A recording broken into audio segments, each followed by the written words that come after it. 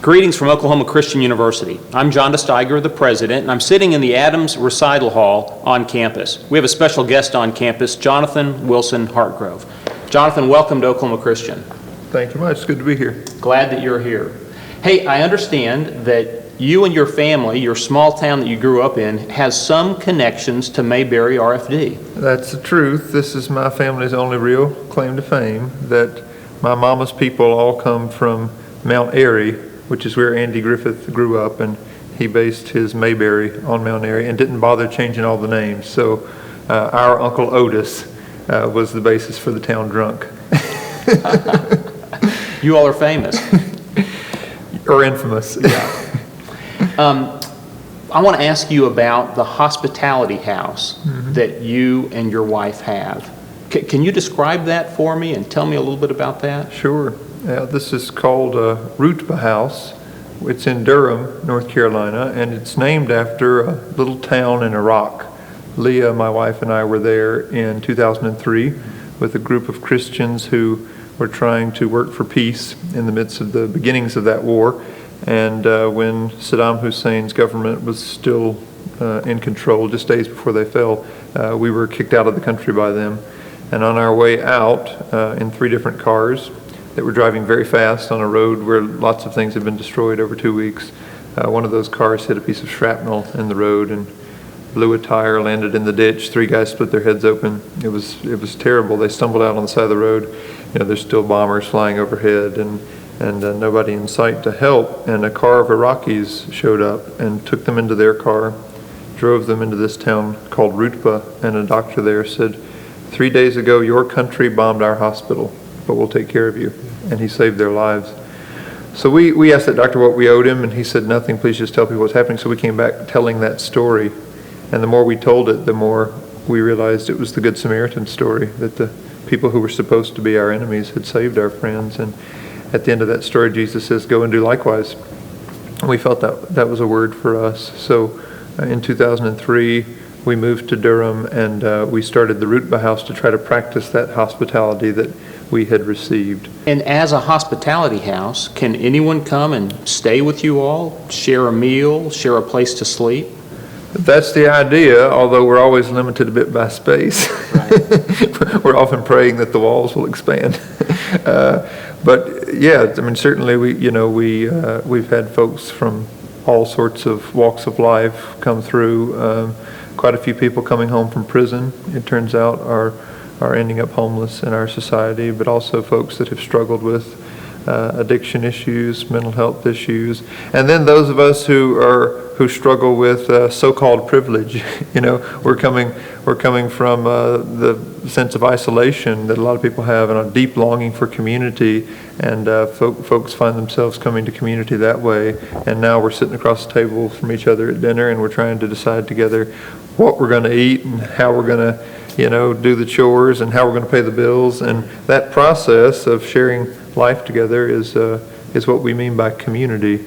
So we often remember the wisdom of Jean Vanier, who told us, people come to community because they want to serve the poor, but people stay in community when they realize they are the poor. And I think we've all realized our poverty and our deep need for grace in this context. And so community has been a gift to me because it's been a concrete place where I've learned what the love of God looks like, not just as a conviction, but as something that I experience through other people. Wow. What a blessing that your home is open to other folks. My guess is there have been some difficult times that you've been tested in being so hospitable as well. Yeah, and I'm sure there are times when I've been testing to others. I don't want to romanticize this thing. It's an awful feeling to come home and realize you've been stolen from. That's happened to us on multiple occasions. But I think it's perhaps harder to realize that the people that you've given yourself to, you've failed them. And that I've done too.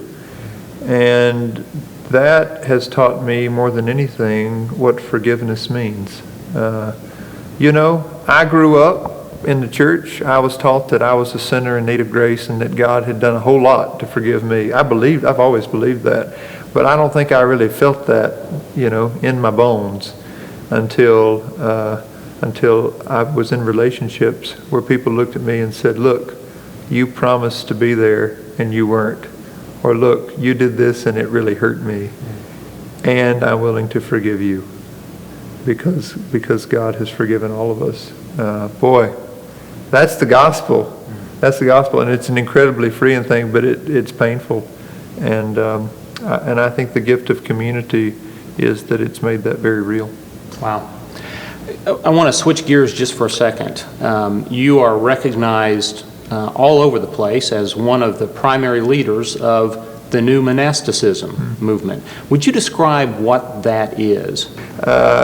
We're Christians from all sorts of denominational backgrounds. I'm Baptist, been Baptist all my life, but we've had Methodist, Church of Christ, Presbyterian, Catholic. We've had all sorts of people as part of our community. But I think the reason we've used this term new monasticism, at least in the context of church history, is we recognize that there is a history of Christians living together ever since the early days of the church.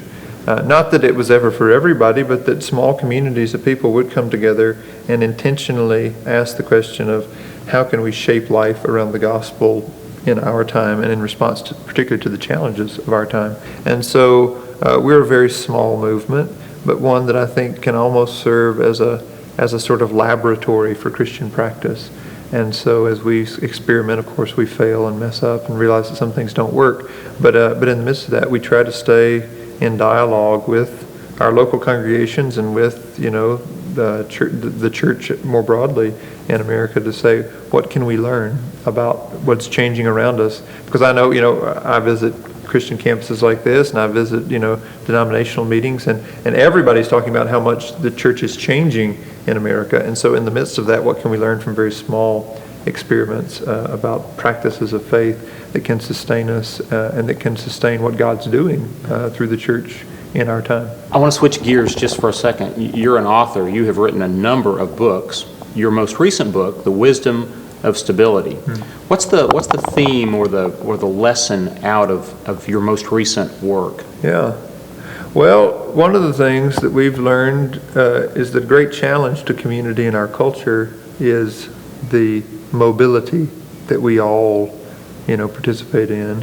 I got on an airplane yesterday and flew out here. We have these technologies that allow us to move quickly and to move over great expanses. And that has been a great gift in lots of ways. But I think over the last 100 years, as we've sort of hit the J curve on mobility as a human community, we have paid a lot of attention to the possibilities that mobility brings us. We haven't talked as much about the dangers and about what has been lost with that radical change. And so in some ways this is a deeply conservative point. But the conservatives always remind us that in the midst of change, we can't lose the good of what was already here and the good of what was passed on to us. And I think what we've learned this from the monastic tradition, that there is something about paying attention to place and about rooting ourselves where we are that allows us to do this hard work of learning who we really are, the work of self-honesty. I think that's right at the core of the stability tradition. The core faith of that wisdom tradition is that God will meet us where we are, and that the love of God and the power of what God is doing through community and in us is great enough that it can overcome the things that we just think, boy, we can't deal with this. We got to get away. So that's the gift of stability to me and has been to our community, and one that I wanted to share, especially in this hypermobile culture where a lot of us are trying to figure out how to deal with these basic human needs that we have. The need for belonging, the need for home, the need for a place. Well, one last question. If you had a final piece of wisdom or encouragement to give our students here at Oklahoma Christian, or even other Christians out in the world, as they are trying to live faithful lives to Jesus? What would your point of wisdom or encouragement be? Yeah. Well, I'd say pay attention to the interruptions. Most of the ways Jesus has gotten to me has been through interruptions. I was, as a young person in Washington, D.C., trying to become a politician for Jesus because I thought that's what I was supposed to do. And a guy on the street asked me if I could spare some change, and I ignored him. And 10 yards down, I was going through a door. I heard the voice of Jesus speak to me in the King James Version that I'd memorized as a kid. Inasmuch as you did not do it unto least these, you did not do it unto me. And it was an interruption. And I knew I had to change something. I told you we've got that knocker on our door that says, I was a stranger and you welcomed me. And almost every time, especially if it's somebody new coming to the door, it feels like an interruption. And it feels like, oh Lord, I've got plenty to do. But that's been my experience, that Jesus comes to us in ways that we're not expecting. And so I would encourage anyone to pay attention to interruptions and see where God might be stirring something new in their lives. That's good. Well, Jonathan, thank you for being here on the Oklahoma Christian campus. And can I tell you how much I like your haircut? Well, the same here, like yours. Thanks very much. Thank you. Jonathan Wilson-Hartgrove on the Oklahoma Christian campus. God bless you. Thank you.